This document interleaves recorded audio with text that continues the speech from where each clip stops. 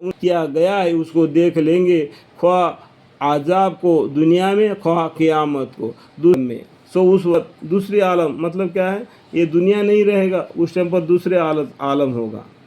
सो वक्त उनको मालूम हो जाएगा कि बुरा मकान किसी का है और कमज़ोर मददगार किसी के है। इससे पहले कहे थे ना, उसका जवाब यहाँ मिला। ठीक है, अल्लाह ताला हिदायत वालों को दुनिया में तो हिदायत बढ़ाता है और आखिरत में ज़ाहिर होगा कि जो नेक काम हमेशा के लिए बाकी रहने वाले हैं वह तुम्हारे रब के नज़दीक सवाब में भी बेहतर है और अंजाम भी बेहतर है। और आखिरत में ज़ाहिर होगा कि जो नेक काम हमेशा के लिए बाकी रहने वाले हैं वह तुम्हारे रब के नज़दीक सवाब में भी बेहतर है और अंजाम भी बेहतर है। फिर भला आपने उस शख्स की हालत को भी देखा जो हमारी आयतों के साथ कुफर करता है और कहता है कि मुझको आखिरत में माल और औलाद मिलेंगे।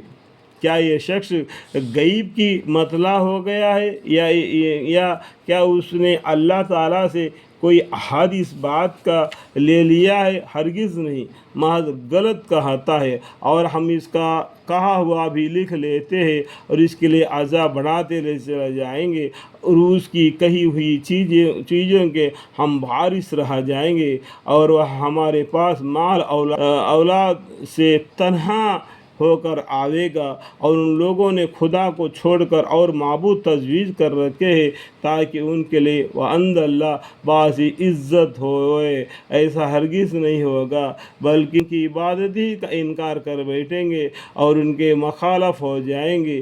क्या आपको मालूम नहीं कि हमने शयातीन को कफ़ार पर इब्तलन छोड़ रखा है, शैतानों को, कि वह उनको कुफ्र और जलाल पर खूब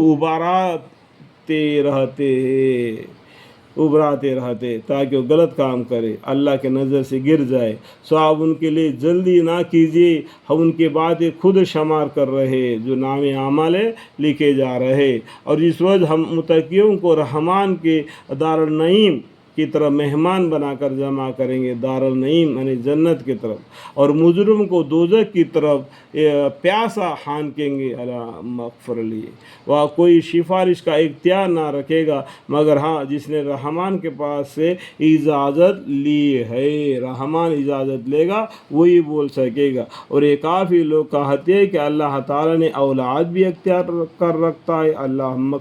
अल्लाह ताला फरमाते हैं कि तुमने जो ये बात कही तो ऐसी सख्त हरकत की है कि उसके सबब कुछ बाइद नहीं कि आसमान फट पड़े और ज़मीन के टुकड़े उड़ जावे और पहाड़ टूट कर गिर पड़े, इस बात से कि ये लोग खुदाए रहमान की तरफ औलाद की नस्ब करते हैं। इतना बड़ा गाली उन्होंने अल्लाह को दे दिया। इतना मतलब क्या है कि अल्लाह ताला फरमाते हैं कि तुमने जो ये बात कही तो अल्लाह औलाद रखता है, ये बात तो ऐसी सख्त हरकत की है कि उसके सबब कुछ बाइद नहीं कि आसमान फट पड़े और ज़मीन के टुकड़े उड़ जावे और पहाड़ टूट कर गिर पड़े, इस बात से कि ये लोग खुदाए रहमान की तरफ औलाद की नस्बत करते हैं। हालांकि खुदाए रहमान की शान नहीं कि वह औलाद इख्तियार करे, अल्लाह की ये शान नहीं औलाद इख्तियार करे। अल्लाह ताला हमारे खालिक है,